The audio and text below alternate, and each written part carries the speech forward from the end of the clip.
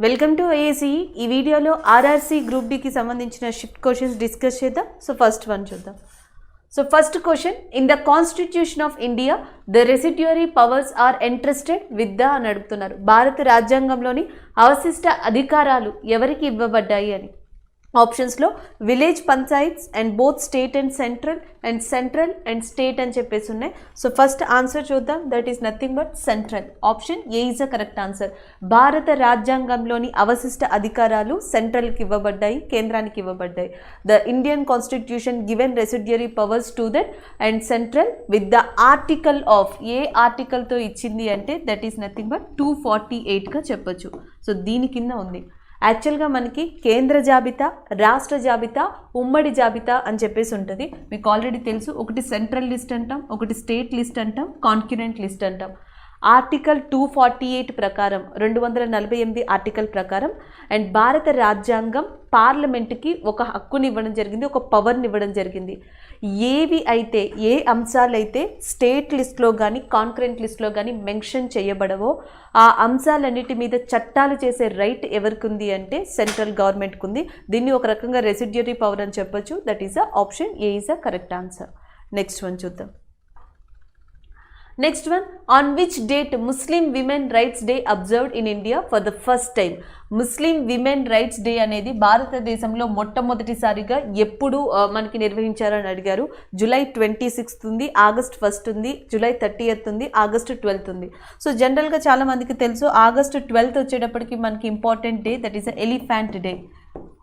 So జనరల్గా RRB లాంటి ఎగ్జామ్స్లో దీని మీద కూడా డిఫరెంట్ క్వశ్చన్స్ ఉంటాయండి. ఎలిఫెంట్ డే వచ్చేటప్పటికి ఎప్పుడు అంటే ఆగస్టు 12గా ఉంది.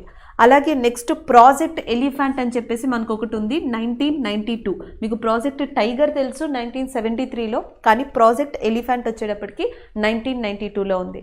అలాగే నెక్స్ట్ ఇండియన్ హెరిటేజ్ యానిమల్, భారతదేశపు వారసత్వపు జంతువు అని చెప్పేసి కూడా ఎలిఫెంట్ని పిలుస్తారు. ఇండియన్ కాన్స్టిట్యూషన్ సింబల్ కూడా అది.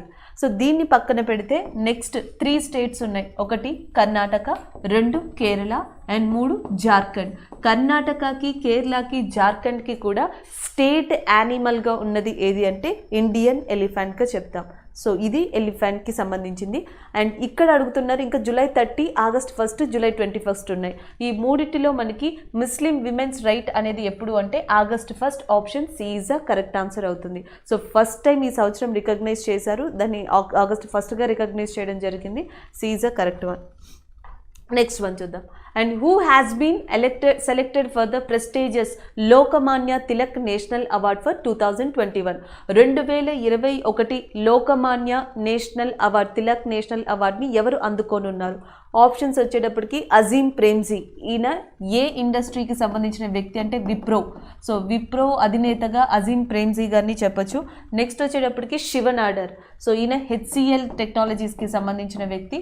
అండ్ నెక్స్ట్ దిలీప్ షాంఘ్వి, ఈయన ప్రముఖ పారిశ్రామికవేత్త, ఇండస్ట్రియలిస్ట్గా చెప్తారు. నెక్స్ట్ సిర్రస్ పూనావాలా, ఈయన సెరమ్ ఇన్స్టిట్యూట్ ఫౌండర్గా కూడా చెప్పడం జరుగుతుంది. సో భారతదేశంలో సెరమ్ ఇన్స్టిట్యూట్ కోవిడ్ టైంలో అందించిన సేవలకి, కాంట్రిబ్యూషన్కి గాను and as well as the Covishield ఏదైతే ఉందో కోవిడ్కి సంబంధించిన వ్యాక్సిన్ కోవిషీల్డ్, సో దానిని ఇండియాలో ప్రొడ్యూస్ చేయడంలో గాను కీలక పాత్ర వహించిన సెరమ్ ఇన్స్టిట్యూట్ యొక్క అధినేత సిర్రస్ పూనావాలా గారికి ఈ సంవత్సరం నేషనల్ లోకమాన్య తిలక్ అవార్డు అనేది రావడం జరిగింది. Option D is the correct answer అవుతుంది. అండ్ నెక్స్ట్ సెరమ్ ఇన్స్టిట్యూట్ ఏమని కూడా అనౌన్స్ చేసింది అంటే త్వరలో ఇది గ్రీన్ వ్యాక్సిన్ అనే ఒక ప్రాజెక్ట్ని కూడా చేపట్టబోతుంది. ప్రపంచంలో గ్రీన్ వ్యాక్సిన్ అనే ఒక పాత్ని చేపట్టబోయేది ఎవరు అంటే దట్ ఈజ్ అ సెరమ్ ఇన్స్టిట్యూట్గా గుర్తుపెట్టుకోవచ్చు మీరు. నెక్స్ట్ వన్ చూద్దాం. Next one, the Portuguese conquered Goa in 1510 with which viceroy. So a viceroy వల్ల పోర్చుగీస్ వాళ్ళు గోవాని 1510లో ఆక్రమించుకున్నారని అడుగుతున్నారు. సో ఆల్రెడీ మీకు తెలుసు, పోర్చుగీస్లో మొట్టమొదటిగా ఇండియాకు వచ్చిన పర్సన్గా మనం వాస్కో డిగామా గారిని చెప్పడం జరుగుతుంది. 1498 1498లో మొట్టమొదటిసారిగా ఆయన కాలికట్కి రావడం జరిగింది. కాలికట్ కింగ్గా ఉన్నది జామరిన్. సో దాని తర్వాత నెక్స్ట్ వచ్చేటప్పటికి పోర్చుగీస్ మొట్టమొదటి గవర్నర్గా ఫ్రాన్సిస్ డి రావడం జరిగింది ఇండియాకి. సో ఆయన తర్వాత నెక్స్ట్ వచ్చిన పర్సన్ ఆల్బెకర్ క్యూ. సో ఆల్బెకర్ క్యూ అనే పర్సన్ రెండవ గవర్నర్గా, పోర్చుగీస్ గవర్నర్గా భారతదేశానికి వచ్చారు. దాని తర్వాత 1510 శ్రీకృష్ణ దేవరాయతో ఒక ఒప్పందాన్ని కూడా కుదుర్చుకున్నారు. సో ఈ ఒప్పందం తర్వాతే పోర్చుగీస్ వాళ్ళు గోవాని అటాక్ చేసి గోవాని ఆక్యుపై చేసుకోవడం జరిగింది. కాబట్టి option B is a correct answer, Albuquerque. And as well as ఈయన ముందర ఎవరైతే ఉన్నారో ఫ్రాన్సిస్ డి, ఆయన బ్లూ వాటర్ పాలసీ, నీటి విధానం అనే దాన్ని పోర్చుగీస్ మొట్టమొదటి గవర్నర్ భారతదేశంలో ప్రవేశపెట్టారు. సో పోర్చుగీస్ భారతదేశంలో ఇంట్రడ్యూస్ చేసిన వాటిలో వన్ ఆఫ్ ద ఇంపార్టెంట్గా దేన్ని చెప్తామంటే టొబాకో. పొగాకుని ఇంట్రడ్యూస్ చేసింది పోర్చుగీస్ పీపుల్ అయితే పొగాకుని భారతదేశంలో బ్యాన్ చేసిన మొఘల్ చక్రవర్తి ఎవరు అంటే జహంగీర్గా చెప్పచ్చు. అలాగే మనకి పోర్చుగీస్ వాళ్ళు మొట్టమొదటిసారిగా ప్రింటింగ్ ప్రెస్ విధానాన్ని కూడా భారతదేశంలో ప్రవేశపెట్టడం జరిగింది. అండ్ నెక్స్ట్ గోవా వాళ్ళ చేతుల్లోకి 1510లో వెళ్ళింది ద సెకండ్ గవర్నర్ ఆఫ్ పోర్చుగీస్గా చెప్పుకునే ఆల్బెకర్ క్యూ వల్ల. దాని తర్వాత 1961లో ఆపరేషన్ విజయ్ అనే దాన్ని చేపట్టడం జరిగింది. సో మనకి ముఖ్యంగా కొన్ని ఇంపార్టెంట్ కోడ్స్ ఉన్నాయండి. ఒకటి ఆపరేషన్ విజయ్. ఈ ఆపరేషన్ విజయ్ అనే దాన్ని 1961లో Indian army, Indian air force, Indian navy సంయుక్తంగా నిర్వహించాయి పోర్చుగీస్ చేతుల్లోంచి ఇండియాని మనకి గోవాని ఆక్యుపై చేసుకోవడం కోసం. అలాగే ఆపరేషన్ పోలో అని ఉంది. ఆపరేషన్ పోలో వచ్చేటప్పటికి నిజాం సంస్థానం నుంచి హైదరాబాద్ని ఆక్యుపై చేసుకోవడం కోసం ఆపరేషన్ పోలో అనే దాన్ని నిర్వహించాం. ఆపరేషన్ మేఘదూత్ అని చెప్పేసి ఉంది. సియాచిన్ గ్లేషియర్, సియాచిన్ హిమానీ నదాన్ని కాపాడుకోవడం కోసం మనం ఆపరేషన్ మేఘదూత్ అనే దాన్ని స్టార్ట్ చేసాం. ఆపరేషన్ మేఘదూత్ సియాచిన్ గ్లేషియర్కి సంబంధించి. నెక్స్ట్ ఆపరేషన్ పోలో అనేది హైదరాబాద్కి సంబంధించి. ఆపరేషన్ విజయ్ ఇన్ 1961 దేనికి సంబంధించి అంటే కార్గిల్, గోవాకి సంబంధించిందిగా గుర్తుపెట్టుకోవచ్చు. సో ఇవి కొన్ని ఇంపార్టెంట్ ఫ్యాక్ట్స్ మనం జీకే పరంగా గుర్తుపెట్టుకోవాల్సింది. అలా 1961లో ఆపరేషన్ విజయ్ తర్వాత గోవా భారతదేశంలో కేంద్ర పాలిత ప్రాంతంగా వచ్చింది. అంటే Goa become as a state from union territory in which year అని అడగచ్చు. గోవా మనకి కేంద్ర పాలిత ప్రాంతం నుంచి భారతదేశంలో రాష్ట్రంగా ఏ సంవత్సరంలో మారింది అని అడిగితే 1987, 1987లో గోవా స్టేట్ అయింది ఇండియాలో. అలాగే యాక్చువల్గా భారతదేశంలో అతి ఎక్కువ డిస్ట్రిక్ట్స్ ఉన్నవి ఉత్తరప్రదేశ్లో 71 దాకా ఉన్నాయి. అలాగే భారతదేశంలో అతి తక్కువ డిస్ట్రిక్ట్స్, అతి తక్కువ జిల్లాలుగా ఉన్న రాష్ట్రం ఏది అంటే గోవాగా చెప్పొచ్చు. సో గోవాలో డిస్ట్రిక్ట్స్ వచ్చేసి మనకి 2 డిస్ట్రిక్ట్స్ ఉన్నాయి. Only 2 districts are there. అలాగే గోవా చీఫ్ మినిస్టర్గా ప్రస్తుతం మనకి ప్రమోద్ సింగ్ సావత్ ఉన్నారు. అండ్ గోవా యొక్క గవర్నర్గా శ్రీధరన్ పిల్లై, పి శ్రీధరన్ పిల్లై అనే పర్సన్ ఉన్నారు గోవాకి. అలాగే గోవా యొక్క ఫేమస్ ఫోక్ డాన్సెస్ కానీ, ఫెస్టివల్స్ కానీ, ట్రైబ్స్ కానీ ఆర్ఆర్సి, ఆర్ఆర్బి లాంటి వాటికి చాలా ఇంపార్టెంట్ అని చెప్పొచ్చు. గోవా యొక్క ఫోక్ డాన్స్గా దేన్ని చెప్తాము అంటే Dhalo. So Dhalo is a very famous folk dance in Goa. దీంతో పాటు ల్యాంప్ డాన్స్ అనే దాన్ని కూడా చెప్పొచ్చు. అలాగే గోవా యొక్క ఇంపార్టెంట్ పోర్ట్గా దేన్ని పిలుస్తాము అంటే మర్ముగోవన్ పోర్ట్. సో మర్ముగోవన్ పోర్ట్ అనే దాన్ని గోవా యొక్క ఇంపార్టెంట్ పోర్ట్గా చెప్పొచ్చు. అలాగే గోవా యొక్క స్టేట్ ట్రీ ఏది అంటే, ఆ రాష్ట్రం యొక్క వృక్షం ఏది అంటే that is nothing but coconut. Coconut అనేది గోవాకి అండ్ కేరళకి కూడా స్టేట్ ట్రీగా ఉంది. సో ఇవి కొన్ని ఇంపార్టెంట్గా మీరు గోవాకి సంబంధించి గుర్తుపెట్టుకోవాల్సినవి. నెక్స్ట్ వన్ చూద్దాం. నెక్స్ట్ వచ్చేటప్పటికి Candolim beach is located in. So మనకి Candolim beach is located in అని అడుగుతున్నారు. సో ఆప్షన్స్లో గోవా, డామన్ అండ్ లక్షద్వీప్, డయ్యూ ఉన్నాయి. సో ఆన్సర్ వచ్చేసి option B is a correct answer, that is a Goa. అలాగే మనకి బాంగరం బీచ్ అని చెప్పేసి ఉంది. బాంగరం బీచ్ అనేది ఎక్కడ ఫేమస్ అంటే లక్షద్వీప్లో. Lakshadweep is very famous for Bangaram beach. అలాగే ప్రపంచంలో రెండవది, భారతదేశంలో అతిపెద్ద beach, largest beach and oldest beach in India, second largest beach in the వరల్డ్గా ఏది పిలువబడుతుంది అంటే Marina beach which is located in Tamil Nadu area. తమిళనాడులో ఉన్న మెరీనా బీచ్ అనేది భారతదేశంలోని అండ్ యాజ్ వెల్ యాజ్ ఓల్డెస్ట్గా చెప్తాం అండ్ లార్జెస్ట్గా కూడా చెప్తాం. సో దీన్ని మీరు గుర్తుపెట్టుకోవచ్చు. అలాగే ప్రపంచంలో లార్జెస్ట్ బీచ్ వచ్చేసి ఏ కంట్రీలో ఉంది అంటే మనకి బ్రెజిల్లో ఉంది. పెరియా డి కెసినో అనే ఒక ఏదైతే బీచ్ ఉందో అది ప్రపంచంలోనే లార్జెస్ట్ బీచ్గా చెప్తారు. That is located in Brazil. Next one చూద్దాం. సో నెక్స్ట్ వచ్చేటప్పటికి located in the Sahyadri hills near which Ellora is which of the following place Ellora is the most second wave site of ancient rock cut architecture in India. యాక్చువల్గా question ఏంటంటే మనకి భారతదేశ ప్రాచీన చరిత్రలో rock cut ఆర్కిటెక్చర్కి సంబంధించి Ellora caves అనేవి చాలా ఫేమస్. అయితే ఆ ఎల్లోరా కేవ్స్ అనేవి ఈ క్రింది వాటిలో ఏ ప్రాంతాల్లో ఉన్నాయి? ఒకటి అహ్మదాబాద్ ఇచ్చారు, అండ్ రెండోది ముంబై ఇచ్చారు, ఇంకొకటి ఔరంగాబాద్, పూణే. సో అహ్మదాబాద్ తప్ప మిగిలిన 3 ప్రదేశాలు కూడా మహారాష్ట్రలోవే. యాక్చువల్గా మనం కేవ్స్ని గనక చూసుకుంటే ఇక్కడ ఏమని అడుగుతున్నారు అంటే సహ్యాద్రి రేంజ్ అని ఇచ్చారు. సో మనకి వెస్ట్రన్ ఘాట్స్ అని చెప్పేసి పిలుస్తాం. వెస్ట్రన్ ఘాట్స్ అనేవి ఆల్మోస్ట్ గుజరాత్ సౌత్ నుంచి స్టార్ట్ అయ్యి మహారాష్ట్ర, గోవా, కర్ణాటక, కేరళ వరకు వ్యాపించుంటాయి. దీంట్లో మహారాష్ట్రలో ఏవైతే వెస్టర్న్ ఘాట్స్ ఉన్నాయో పడమటి కనుమలు, సో వాటిని ఏమని పిలుస్తారు అంటే సహ్యాద్రి అని చెప్పేసి పిలవడం జరుగుతుంది. ఇదే సహ్యాద్రిలో ఇండియాలో ఇంపార్టెంట్ అయిన 3 కేవ్స్ అనేవి ఉన్నాయి. 1 అజంతా గుహలు, 2 ఎల్లోరా గుహలు, 3 ఎలిఫెంటా గుహలు. Elephanta caves, Ellora caves, Ajanta caves Sahyadri రేంజ్లోనే ఉన్నాయి, మహారాష్ట్రలోనే ఉన్నాయి, వెస్టర్న్ ఘాట్స్లోనే ఉన్నాయి. కానీ ఇక్కడ ఏం అడుగుతున్నారు అంటే మనకి ప్లేస్ అడుగుతున్నారు. ఎస్పెషల్లీ అది ముంబైయా, పూణేనా, ఔరంగాబాద్ అని. యాక్చువల్గా మనకి ముంబై దగ్గర ఉన్నవి ఏవి అంటే ఎలిఫెంటా కేవ్స్ అంటాం. సో ఎలిఫెంటా గుహలు అనేవి ముంబై దగ్గర ఉన్నాయి.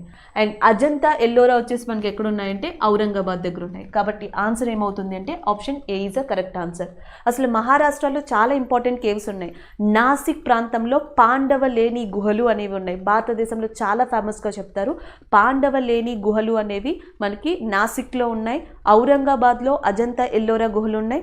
ముంబై వచ్చేటప్పటికి ఎలిఫెంటా గుహలు ఉన్నాయి. అదే కొంచెం పైన అంటే మనకి ఈ మధ్యప్రదేశ్ ఏరియాకి వచ్చేటప్పటికి ఇంపార్టెంట్గా ఉన్న గుహలుగా దేని చెప్పచ్చు అంటే కన్హేరి గుహలు అనేవి చెప్పచ్చు. కన్హేరి కావచ్చు, బాగ్ కేవ్స్ కావచ్చు, గ్వాలియర్ కావచ్చు, భింబెట్కా కేవ్స్ కావచ్చు. గ్వాలియర్, భింబెట్కా, బాగ్, కన్హేరి ఈ గుహలన్నీ కూడా ఎక్కడ ఫేమస్ అంటే మధ్యప్రదేశ్లో. సో దాని తర్వాత కర్ణాటక చూసుకుంటే కర్ణాటకలో మనకి బాదామి గుహలు అని చెప్పేసి ఉంటాయి. Badami caves are very famous in that and Karnataka area. Aihole అని చెప్పేసి ఉన్నాయి. ఐహోల్ టెంపుల్ ఉంది, ఐహోల్ రాక్ ఆర్కిటెక్చర్ కూడా ఉంది. ఆ 2 కూడా మనకి తమిళనాడులో ఫేమస్గా చెప్పొచ్చు. ఇలా డిఫరెంట్ ప్లేసెస్లో మనకి రాక్ ఆర్కిటెక్చర్ అనేది మెయిన్గా కేవ్స్లో ఉన్నాయి ఇండియాలో. బట్ ఇక్కడ మాత్రం ఆన్సర్ వచ్చేసి option A is a correct answer, that is a Aurangabad. Next one చూద్దాం. Next one, the international tiger day falls on which year? మీకు ఆల్రెడీ తెలుసు, ప్రతి సంవత్సరం కూడా అంతర్జాతీయ పులుల దినోత్సవం ఎప్పుడు అంటే 29th జూలైగా చెప్తాం. Option D is a correct answer. So every year కూడా 29th జూలైన ఇంటర్నేషనల్ టైగర్స్ డే కింద రికగ్నైజ్ చేయడం జరిగింది. ఇంకేం దీని గురించి చెప్పొచ్చు అంటే ప్రాజెక్ట్ టైగర్, అది కూడా మీకు తెలిసిందే. యాక్చువల్గా 1972లో మనకి వన్యప్రాణుల చట్టాన్ని తీసుకొచ్చారు. వైల్డ్ లైఫ్ ప్రొటెక్షన్ యాక్ట్ అనేది ఎప్పుడు తీసుకొచ్చారు అంటే 1972లో తీసుకొచ్చారు. దాని తర్వాత 1973లో ప్రాజెక్ట్ టైగర్ని తీసుకొచ్చారు.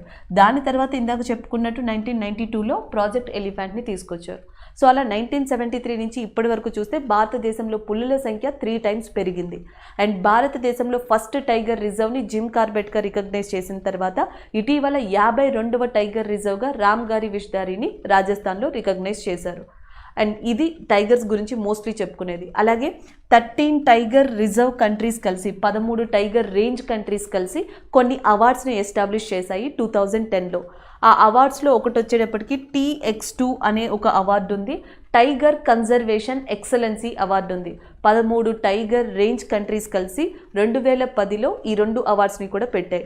ఏ కంట్రీ అయితే టైగర్ ప్రొటెక్షన్లో, టైగర్ రిజర్వ్స్ ఏరియాస్ ప్రొటెక్షన్లో కాంట్రిబ్యూట్ చేస్తుందో ఆ కంట్రీస్కి, ఆ కంట్రీస్లో ఉన్న ఆ ప్రదేశాలకి ప్రతి సంవత్సరం కూడా ఈ అవార్డు ఇవ్వబడుతుంది. అయితే ఈసారి TX2 అనే అవార్డు భారతదేశంలోని ఉత్తరప్రదేశ్లో ఉన్న ఫిల్బిత్ టైగర్ రిజర్వ్కి రావడం జరిగింది.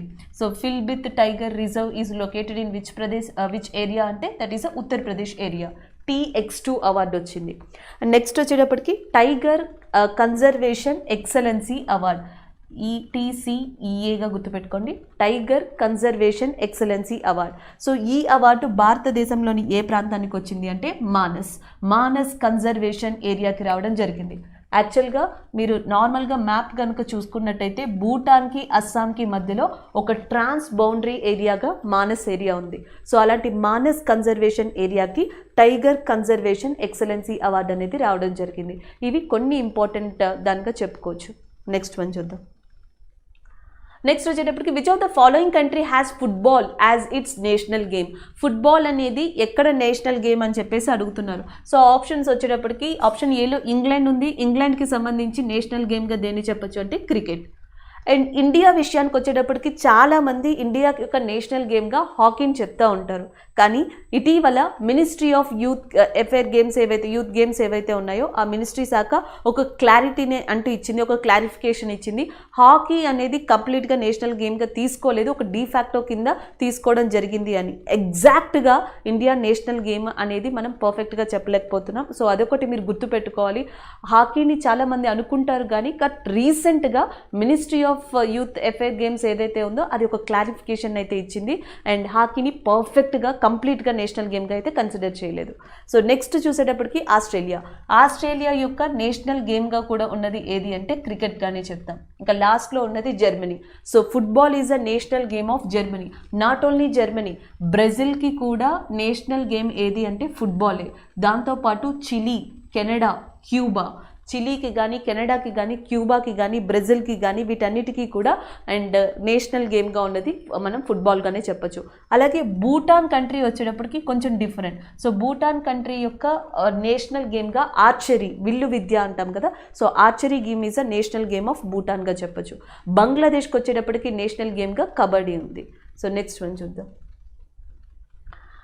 2-deoxy and D-glucose, which was recently approved by the DCGI, has been developed by which institution? So మనకి 2-deoxy D-glucose అనే దాన్ని డెవలప్ చేశారంటే ఇటీవల. అయితే అది ఎవరు డెవలప్ చేశారని అడుగుతున్నారు. హాలా, ఇస్రోనా, డిఆర్డిఓనా, ఎయిమ్సా అని. And it is developed by డిఆర్డిఓగా చెప్పొచ్చు. Option B is the correct one. So next one, who has been appointed as the new Controller General of Accounts in August 2021? So 2021 ఆగస్టుకి గాను నూతన కంట్రోలర్ జనరల్ ఆఫ్ అకౌంట్స్గా ఎవరు నియమించబడ్డారని అడిగారు. Rajiv Mehrishi and V N Kaul, Soma Roy Burman and Deepak Das ఉన్నారు. సో ఆన్సర్ వచ్చేసి మనకి option D is a correct answer, that is Deepak Das. అలాగే ప్రస్తుతం మనకి CAG, controller and auditor general of ఇండియాగా ఉన్నది ఎవరు అంటే గిరీష్ చంద్ర మర్ము. సో గిరీష్ చంద్ర మర్ము గారు controller and auditor general of ఇండియాకి ప్రస్తుతం కాగ్గా ఉన్నారు. అండ్ కంట్రోలర్ జనరల్ ఆఫ్ అకౌంట్స్గా ఉన్నది మాత్రం దీపక్ దాస్. ఈ రెండు మీరు చూసుకోవాల్సి ఉంటుంది. అలాగే controller and auditor general of India యొక్క టెన్యూర్, పదవీ కాలం ఎంత అంటే మనకి 6 years, 6 సంవత్సరాలుగా ఉంది. And next first CAG of India, ఇవి కూడా అడుగుతూ ఉంటారండి. ప్రజెంట్ అడుగుతారు, ఫస్ట్ కూడా అడుగుతారు. సో ఫస్ట్ కాగ్ ఆఫ్ ఇండియాగా ఉన్నది వి నరహరిరావు గారు. సో మనకి వి నరహరిరావు ఎవరైతే ఉన్నారో ఆయన ఫస్ట్ కాగ్ ఆఫ్ ఇండియాగా ఉన్నారు. ప్రజెంట్ కాగ్ ఆఫ్ ఇండియాగా ఉన్నది గిరీష్ చంద్ర మర్ము. టెన్యూర్ 6 yearsగా చెప్తారు. అలాగే కాగ్ని అపాయింట్ చేసేది ఎవరు అంటే మనకి ప్రెసిడెంట్ ఆఫ్ ఇండియా కాగ్ని అపాయింట్ చేయడం జరుగుతుంది. అండ్ నెక్స్ట్ అలాగే కంట్రోలర్ జనరల్ ఆఫ్ అకౌంట్స్గా రీసెంట్గా అపాయింట్ అయిన person Deepak Das. Next one, ఈయన కూడా అపాయింట్ చేసేది ప్రెసిడెంట్ ఆఫ్ ఇండియాని. Next the rock garden is a sculpture garden located in. So మనకి రాక్ గార్డెన్ అనేది భారతదేశంలో ఎక్కడుంది అని అడుగుతున్నారు. సో ఆప్షన్స్ చూద్దాం. శ్రీనగర్ అని ఉంది. సో శ్రీనగర్లో ఉన్నది ఏది అంటే మనకి Shalimar garden, Nishant garden, Shalimar garden ఇవన్నీ కూడా శ్రీనగర్లో ఉన్నాయి. అండ్ నెక్స్ట్ వచ్చేటప్పటికి బెంగళూరు అని ఉంది. బెంగళూరులో ఉన్నది లాల్ బాగ్ గార్డెన్స్ అనేవి మనకి బెంగళూరులో ఉన్నాయి. మైసూర్ వచ్చేటప్పటికి బృందావనం గార్డెన్స్ అని చెప్పేసి మనకి మైసూర్లో ఉన్నాయి.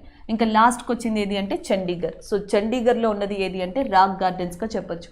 అలాగే నెక్స్ట్ లోడీ గార్డెన్స్ అని చెప్పేసి ఉన్నాయి. లోడీ గార్డెన్స్ అనేవి మనకి ఎక్కడ అంటే ఢిల్లీలో ఉన్నాయి. అలాగే బూంద్ గార్డెన్స్ అని చెప్పేసి ఉన్నాయి, which are located in Pune, Maharashtra. So మహారాష్ట్రలోని పూణేలో ఉన్నవి బూంద్ గార్డెన్స్.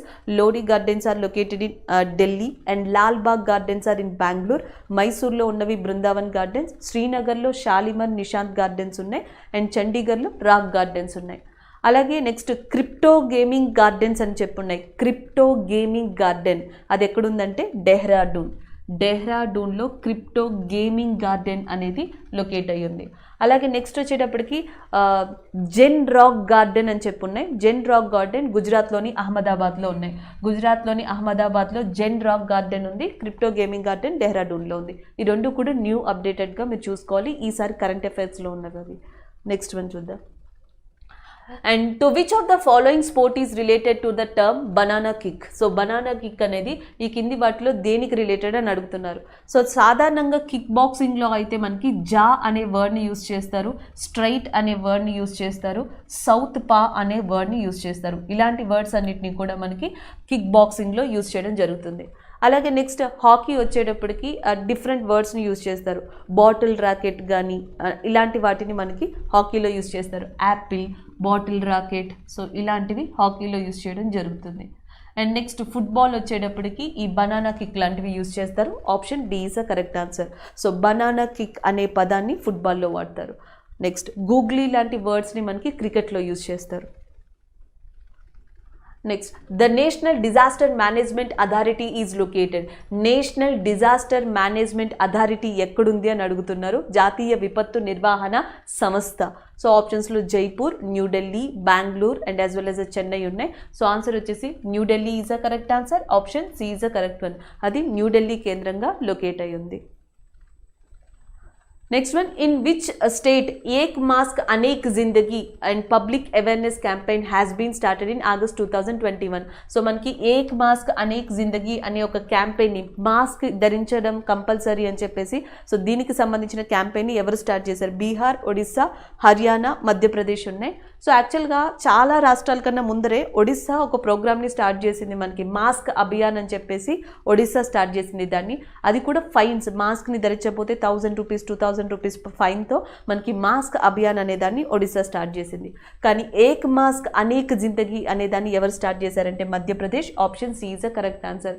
మీకు ఆల్రెడీ తెలుసు, కానీ కొన్ని క్యాంపెయిన్స్ అనేవి చూద్దాం. కోవిడ్ టైంలో జరిగిన క్యాంపెయిన్స్, ఒకటి జాన్ హైతో జహాన్ హై అనే దాన్ని మనకి ముఖ్తార్ అబ్బాస్ నఖ్వీ, మైనారిటీ వ్యవహారాల శాఖ మంత్రి, ఉత్తరప్రదేశ్లో స్టార్ట్ చేశారు.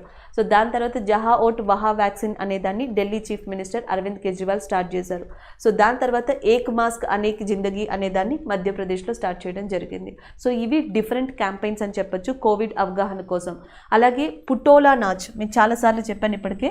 పుటోలా నాచ్ అనేది మనకి ఎక్కడ ఫేమస్ అంటే అస్సాంలో ఫేమస్. అస్సాంలో వన్ ఆఫ్ ద ఇంపార్టెంట్ ఆర్ట్గా పుటోలా నాచ్ని చెప్తాం. ఆంధ్రప్రదేశ్లో బొమ్మలాట ఎలాగో తోలు బొమ్మలాట, ఇదే అలాగా.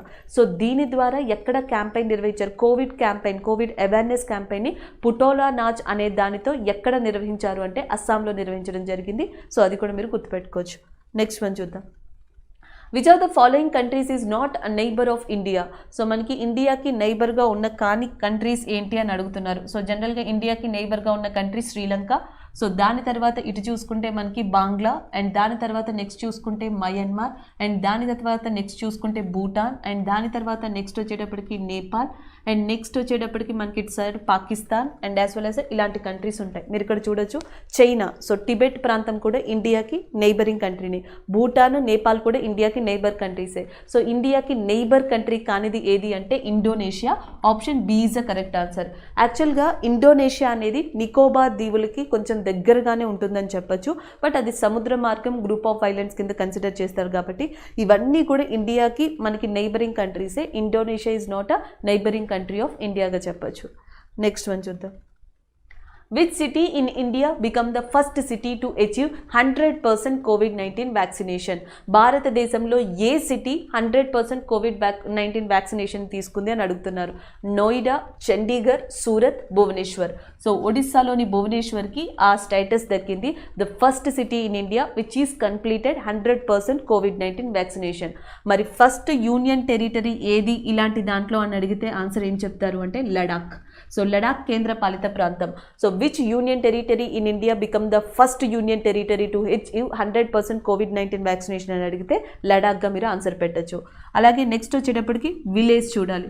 సో విలేజ్ వచ్చేటప్పటికి హ్యామ్లాత్ విలేజ్ అని చెప్పేసి బారాముల్లా దగ్గర ఉంది, that is in Jammu Kashmir. సో అది ఆన్సర్ పెట్టచ్చు మీరు. నెక్స్ట్ వన్ చూద్దాం. Next one, the Kargil Vijay Diwas is observed every year since 1999 on which day. సో కార్గిల్ విజయ్ దివాస్ అనేది ఎప్పుడు అని అడుగుతున్నారు. నేరుగా ఆన్సర్ చూద్దాం. That is 26th July Kargil Vijay Diwas. ఎందుకంటే మనకి 1999 1999లో కార్గిల్ యుద్ధం అనేది జరిగింది. అప్పుడు ప్రైమ్ మినిస్టర్గా ఉన్నది అటల్ బిహారీ వాజ్పేయి గారు.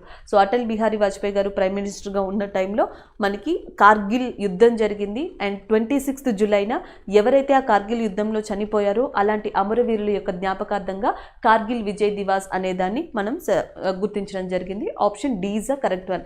1999 1998 కూడా ఇండియాకి ఇంపార్టెంటే. సో కొన్ని చాలా ఇంపార్టెంట్ ఇయర్స్ ఉన్నాయండి. ఒకటి 1971, ఇంకొకటి 1984, అండ్ ఇంకొకటి 1998, 1999, 1992 ఇవన్నీ కూడా ఇండియాకి చాలా ఇంపార్టెంట్ ఇయర్స్గా చెప్పొచ్చు.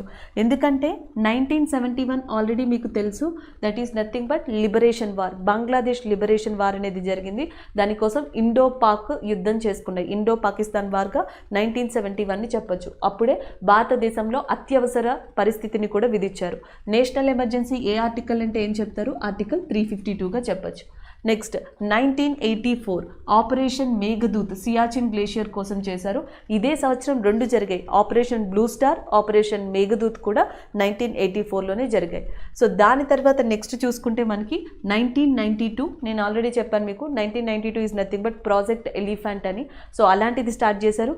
ఇదే సంవత్సరంలో మనకి 73వ సవరణ ద్వారా పంచాయతీరాజ్ సిస్టమ్ అనేది భారత రాజ్యాంగంలోకి రాబడింది.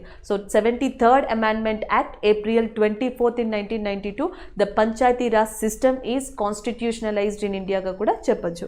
సో దాని తర్వాత చూసుకుంటే 1998 1998లో రెండవ అణు పరీక్ష అనే దాన్ని మనం కండక్ట్ చేసుకుంటూ వచ్చాం. మొదటి అణు పరీక్ష వచ్చేటప్పటికి 1974లో కండక్ట్ చేశారు, దాన్ని స్మైలింగ్ బుద్ధ అంటారు. 1998లో ఆపరేషన్ అణుశక్తి అనేది కండక్ట్ చేయబడింది. ఇది కూడా మిసైల్ మ్యాన్ ఆఫ్ ఇండియాగా పిలువబడే అబ్దుల్ కలాం గారి యొక్క ఆధ్వర్యంలో. 1998 May 11th మనం కండక్ట్ చేశాము.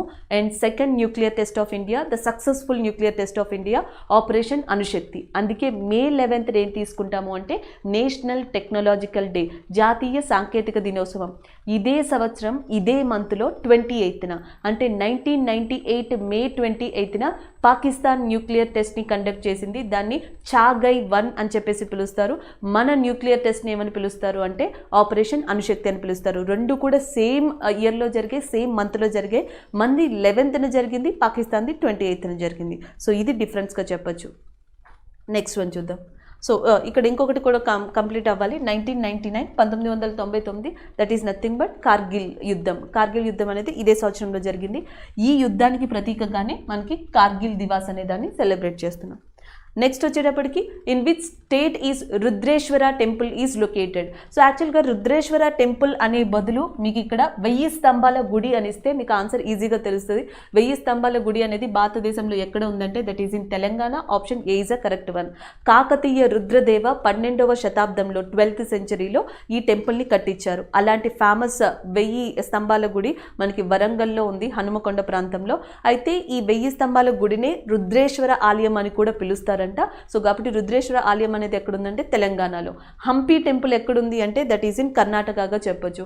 కోనార్క్ సూర్య దేవాలయం అనేది ఎక్కడుందంటే ఒడిస్సా. బృహదీశ్వర ఆలయం అనేది ఎక్కడుందంటే దట్ ఈస్ ఇన్ తమిళనాడుగా చెప్పొచ్చు. నెక్స్ట్ వన్ చూద్దాం. నెక్స్ట్ వచ్చేటప్పటికి which player has won the men's 100 meters gold title at the Tokyo Olympics. ఈసారి టోక్యో ఒలింపిక్స్లో పురుషుల 100 meters విభాగంలో ఎవరు విజేతగా నిలిచారని అడుగుతున్నారు. డిఫరెంట్ ఆప్షన్స్ ఇచ్చారు. ఆన్సర్ వచ్చేసి మనకి మార్సెల్ జాకోబ్స్ ఎవరైతే ఉన్నారో is a correct one. Marcell Jacobs from the United States of America, యుఎస్ఏకి చెందిన ఈ అథ్లెటిక్ ఈ సంవత్సరం టోక్యో ఒలింపిక్స్లో 2020 ఒలింపిక్స్లో మనకి అండ్ గోల్డ్ మెడల్ని 100 meters విభాగంలో గెలుచుకున్నారు. So that is a correct one. And జమైకాకి చెందిన అథ్లెట్ విమెన్ కేటగిరీలో 100 meters అండ్ 200 meters కేటగిరీలో కూడా ఆమె గోల్డ్ మెడల్ని గెలుచుకోవడం జరిగింది. నెక్స్ట్ వన్ చూద్దాం. Next world oldest cave located in which country.